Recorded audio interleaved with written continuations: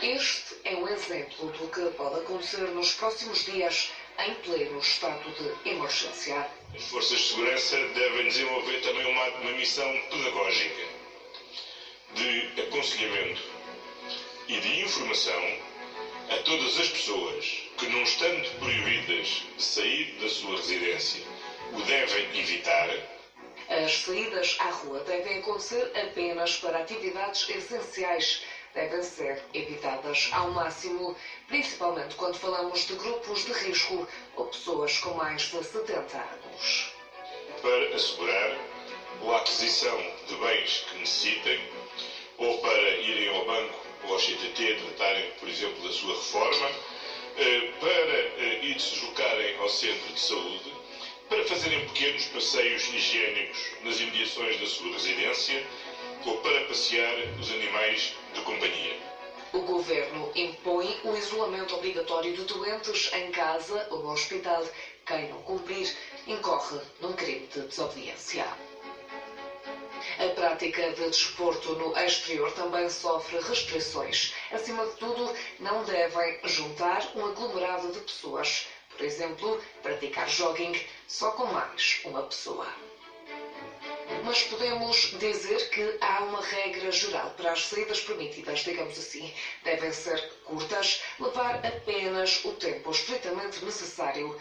É, exemplo, o passeio com os animais de companhia, mas também as idas ao banco. Sair para o exercício da atividade profissional, para assistência a familiares, para acompanhamento de menores em períodos de recreação ao ar livre de curta duração.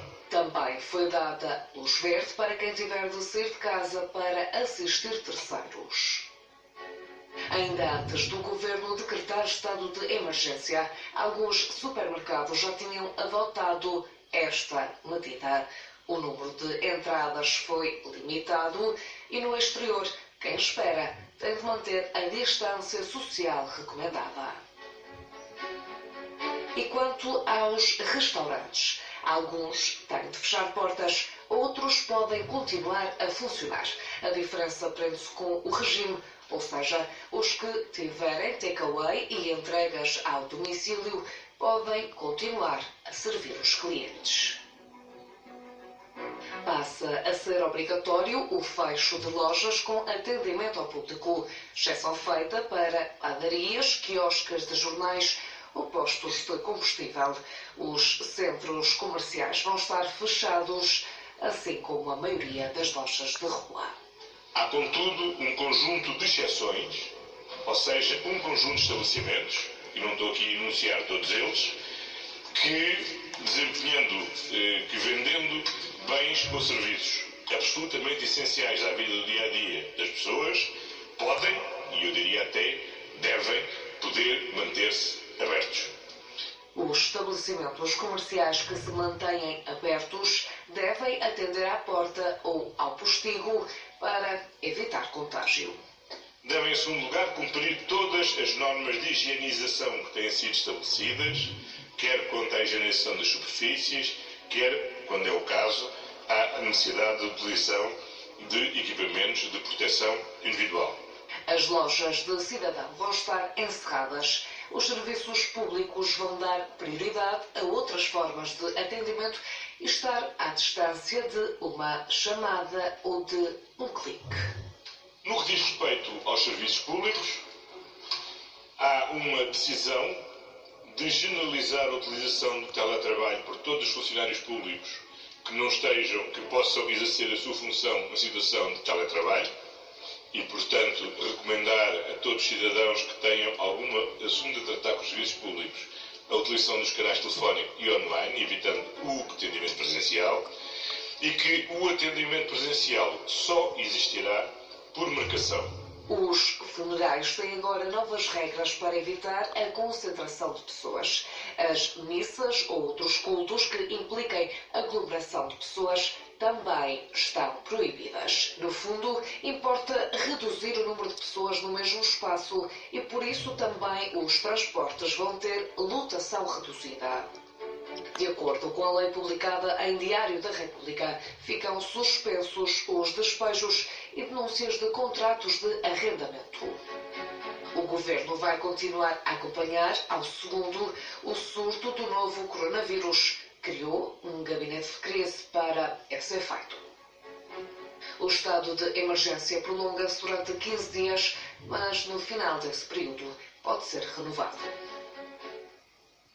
Uma das medidas determinadas diz respeito ao encerramento ao público das lojas do cidadão de todo o país. É o caso da loja das Laranjeiras, que já está fechada, como testemunhou a Inês Rodrigues há pouco no local. Este é um dos serviços públicos que se encontra encerrado, aqui a loja do cidadão nas Laranjeiras. Esta foi uma das medidas que o Governo decretou devido ao estado de emergência em que se encontra o país, devido também ao surto de Covid-19 que Portugal enfrenta neste momento. Também salientar que Portugal neste momento registra 1020 infectados, sendo que 361 deles são então aqui na região de Lisboa.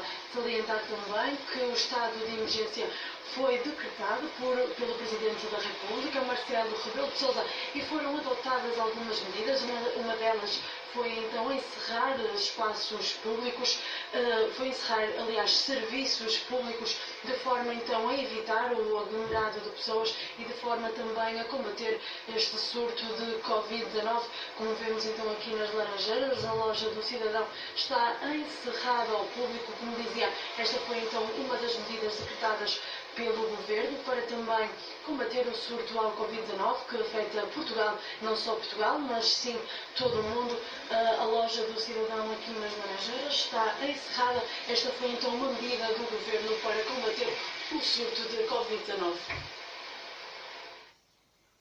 Há pelo menos uma semana que portugueses de norte a sul do país estão isolados em casa. Vamos perceber os efeitos, as medidas a aplicar e também alguns conselhos com a Carla Dias Costa, psicóloga que se junta a esta emissão através do Skype. Boa tarde. Há uma semana em casa, quais os efeitos nas crianças, nos adultos e principalmente também para quem está em teletrabalho?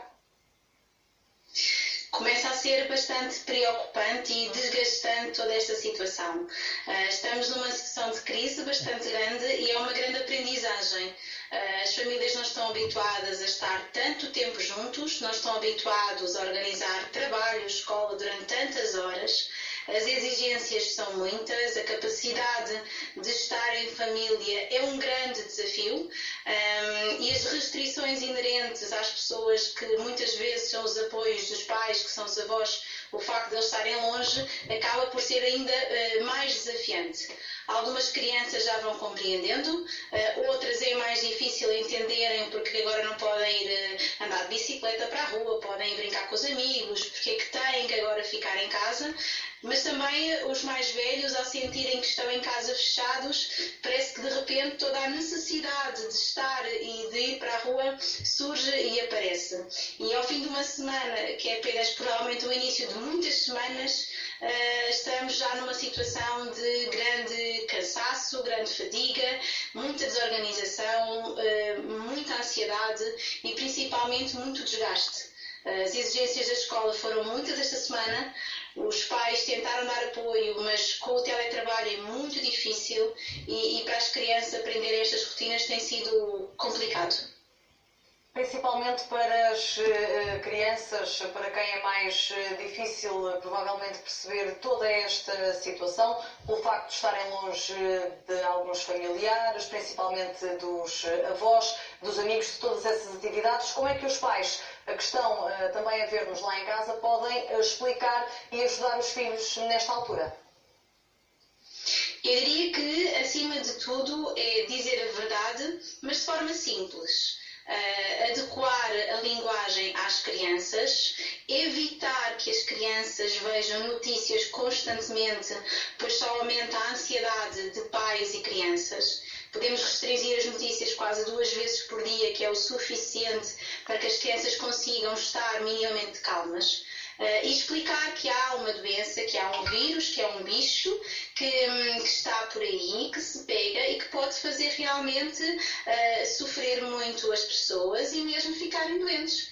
É uma gripe, mas que acaba por ter outras consequências quando nós somos mais velhos, como é o caso dos avós, e que nós temos que os proteger.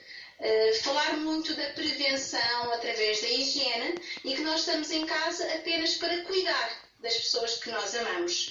Por isso é que nós não estamos com eles, porque nós queremos que eles fiquem protegidos para brevemente podermos estar todos juntos novamente.